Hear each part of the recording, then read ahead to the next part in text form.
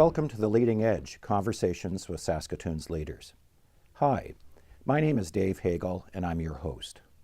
The focus of this show is on leadership. What is it? How does it work? What makes a leader tick?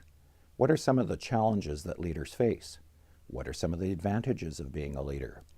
To explore these questions, I've invited leaders from Saskatoon to participate in the show.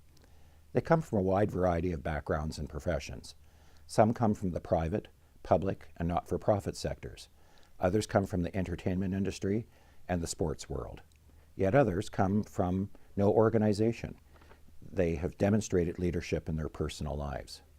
If you're aspiring to be a leader, stay tuned. I hope you'll find the show provoking and interesting and informative. If you're already a leader, we encourage you to watch as well. Hopefully, you'll learn some new tips and techniques that will take your leadership to the next level.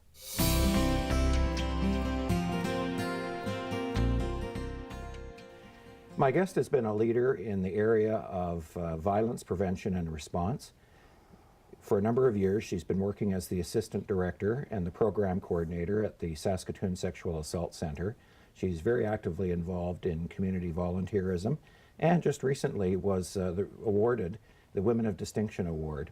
So it's my pleasure to introduce Heather Pocock. Heather, welcome to the show. Great, thanks for having me. You're welcome, and by the way, congratulations on receiving the Women of Distinction Award. Thank you so much. It was quite an honor. And was that a surprise for you? Well, it was a surprise to be nominated, and then of course you have to submit an application on your own behalf and ask other people to say nice things about you. But you never know until the event who is the winner. So, I mean, I think we were all winners. Everyone that was nominated had a wonderful profile and have wonderful experiences in our community as leaders. And I just happened to be the one that came out ahead on that one. So, well, awesome. Congratulations yes. again. Thank you.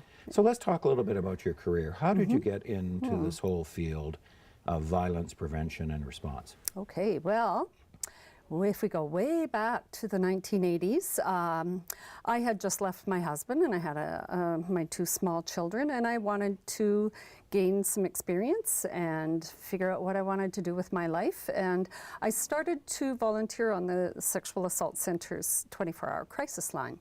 So I did the training and worked on that line for about 3 years and found that it was something I felt I had a knack for, that I was very serious about and wanted to make a difference in the world, and thought that it was a really important issue to address in our community.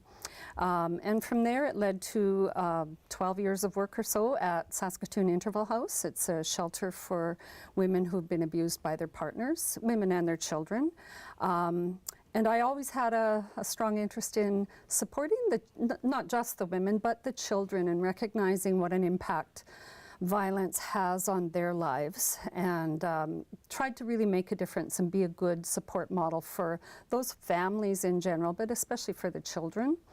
That led to work at the YWCA and ultimately to where I am today. So I think my career spans about 30 years working in this field, and it's something I have a passion for and believe strongly in, and I continue to want to make a difference in our community. So tell us about your current role at the Saskatoon Sexual Assault Centre. I am the Assistant Director, and so that means administrative work and overseeing budgets and working alongside the Executive Director to ensure we are meeting our mandate and our vision, sometimes hiring, sometimes letting people go or revising programs, making sure people are doing the right job for them, looking for funding and other opportunities, networking in the community. That's the administrative piece. So really ensuring that our mandate is fulfilled and that we're doing what we're supposed to be doing. And then secondly, I am the public education coordinator, and that has actually evolved to be about 80% of my job as opposed to 50-50. And that means I am out in the community a lot. I'm a face for the agency, and I am doing prevention work, and I am working with children in schools, and I'm working with young people to recognize abuse indicators and what to do if things are happening, how to get out of those relationships, standing up for yourself, being strong, setting boundaries for yourself. You know, talking to young men about behaviors and what's appropriate and what isn't, helping people understand the laws and what people's rights are. And then we also do a lot of professional training, and it could be a team of doctors, or it could be a college of nursing, or a team of counselors within SIAST. We have a very diverse population of people that contact us for training, and in the 9 years I've been at the centre, I was only unable to do one presentation. We don't say no. If I'm not able to do something, I will see if one of the other staff can.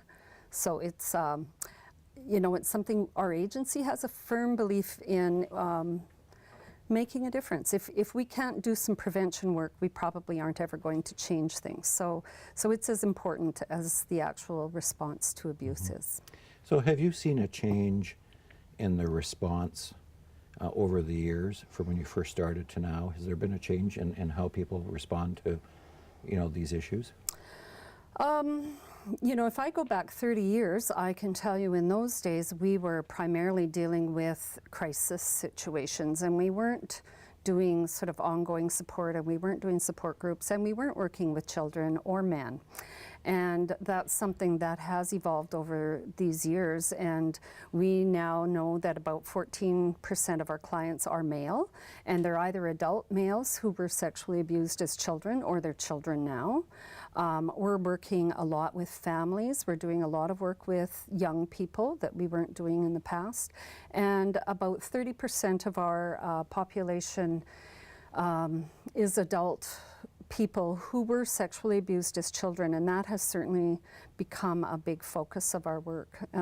So who we're serving has changed, and even though our numbers remain constant, we have a steady flow of new people every year. And I think what has changed as well is with all our education, people know we're there.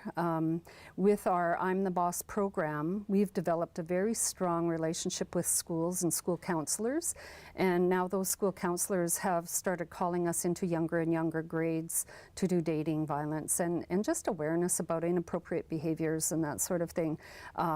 Whereas 9 years ago, we were going into grade 12 classes, and now we go right from grade 4 up. And that's become a busy part of our education. So I think others are seeing that prevention work is valuable, and it's important to have the conversations and to put things on the table. And you know, sometimes teachers aren't sure where to go with things or how to approach different topics, so they'll come to us and they'll say, can you just start the conversation for us? And once we start talking and we identify what abuse is, and we indicate to the children reasons why it's not okay to keep secrets, and helping teachers understand why kids might be struggling, they're willing to address it, and the school counselors get involved, and we make a difference. Mm-hmm. Yep. So do you see yourself as a leader? That's an interesting question. I guess I am. I'm a good follower. I'm a good team player, but I also like to lead and to support others to do the work that they do or that they need to do. I think I'm a good mentor for people, so I guess there's probably different definitions of what a leader is. Yes, I guess I am a leader. I mean, I like to take charge. I like to see things through to fruition. I like to look at big pictures and find solutions to problems, or, you know, maybe when staff are overworked, I need to say, hey, let's stop for a minute and look at the big picture. Are we doing what we need to do? Is there another way to do things smarter so we're not working so hard? Are we all doing the best job we can do? How can we support one another to do a better job, to make sure we're all okay, and that our workplace is doing what it needs to do, and that we're meeting the needs of the people that come to see us. So I try to model good boundaries and taking action and doing what's important, sharing my values. So that's... Let's talk a little bit about your values. Yes. All leaders have a package of strong core values. What are your core values? I think I'm ethical. I think that's very important. I believe in integrity. If you say you're going to do something, to do it. I believe in being honest, communicating well, being honest with yourself about what your own limitations are, and you know, having the strength and courage to be in the wrong sometimes, or to have to address tough issues even when it's a hard thing to do. Working hard, I have a strong work ethic. I guess that comes from my parents, and you know, that ultimately you have to do what's right for you and for the others around you. And I just believe in trying to help other people do the best they can do. Yeah. So do you see yourself as a leader within the field? You talked about your leadership role at the center, but what about in the field? Yes, I think definitely. When I've worked in the field a long time, and I know from all that experience that there aren't a lot of agencies that do what we do. There aren't a lot of positions like mine. Many of the other sexual assault centers are smaller and they don't have the capability to do what we do, and we have a fairly large team now.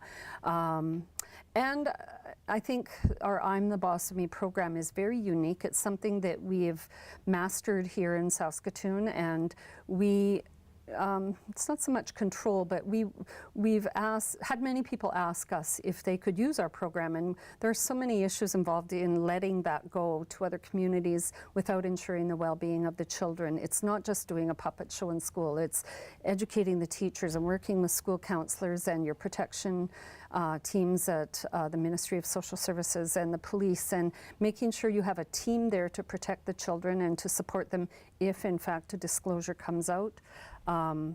That's a huge program, and it's a huge responsibility to children in our communities, and certainly we're there to support other agencies and other teams that want to do similar kinds of things and share our expertise and our knowledge.